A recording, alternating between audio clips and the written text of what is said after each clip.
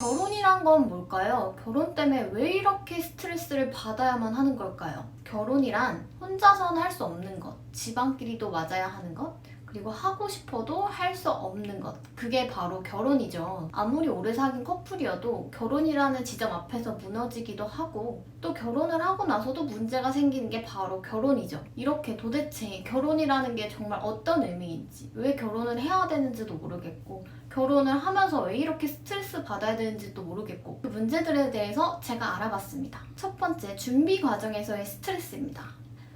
집 문제, 혼수 문제는 기본이고요. 예단, 예물 등 그런 자질구레한 문제까지 다 스트레스로 이제 생긴다고 하는데요. 결혼을 한다고 이제 알림과 동시에 사방에서 온갖 스트레스를 준다고 하는데요. 왜 결혼은 둘이 좋아서 하는 건데 이렇게 신경 쓸 게 많은 건지, 왜 이렇게 나한테 간섭을 하는 건지 참 모르겠다고 합니다. 두 번째는 메리지 블루입니다.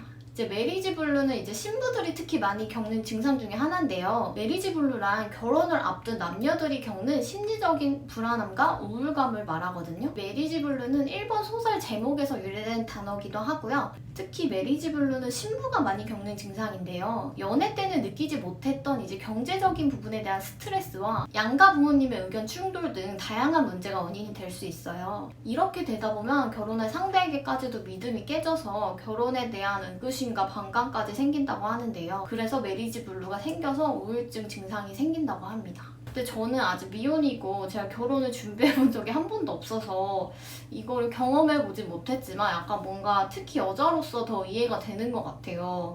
이제 아무래도 남자보다 조금 더 준비하는 게 많다고 생각을 하거든요. 물론 결혼은 같이 준비하는 거지만 결혼식이라는 자체가 신부를 위한 날이기도 하잖아요. 왜냐면 신부가 가장 돋보이고 신부를 위한 날이기도 하고요. 저도 연애를 할 때 뭔가 우울할 때가 있잖아요. 근데 그런 거랑은 좀 다르겠지만 뭔가 다른 종류의 현타? 이런 게 오지 않을까 그렇게 한번 예상해 봅니다. 결혼 때문에 받는 스트레스 세 번째는 결혼 후에 바뀌는 삶에 대해서 얘기해 볼게요. 아무리 남편이 남자가 많이 도와준다고 해도 애를 갖는 것도 임신을 하는 것도 여자, 애를 낳는 것도 여자, 애를 상대적으로 많이 육아를 하는 것도 여자, 좀 여자한테 많이 치중되어 있죠 아무래도. 근데 이게 끝이 아니잖아요. 요리와 설거지, 청소 등등 집안일도 할 게 많단 말이에요. 근데 과연 이거를 남자가 다 도와줄 수 있을까? 이런 생각이 듭니다. 물론 남자분들 입장에서, 남편분들 입장에서 할 말이 되게 많을 거란 말이에요. 하지만 일단은 딩크족이 아니라면 애를 낳게 될 것이고 애를 낳는 진짜 과정은 정말 대단한 축복받을 일이기도 하지만 정말 여자의 몸이 많이 변하거든요. 옛날에는 진짜 좀 과장해서 애 낳다가 이제 죽는 사람도 있었을 정도로 애 낳는 게 정말 대단한 일이라고 생각을 하는데요. 정말 임신도 여자, 애도 낳는 것도 여자. 애를 아무래도 엄마가 더 잘 볼 수밖에 없잖아요. 직접 낳기도 했으니까.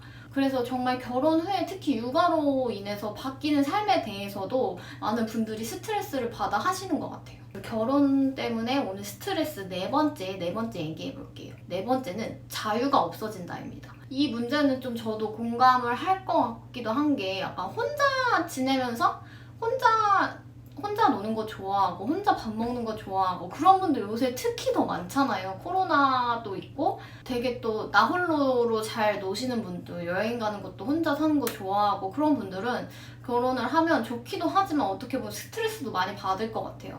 왜냐면 결혼은 둘이 하는 거기도 하지만 양가의 집안이 합쳐지는 거잖아요.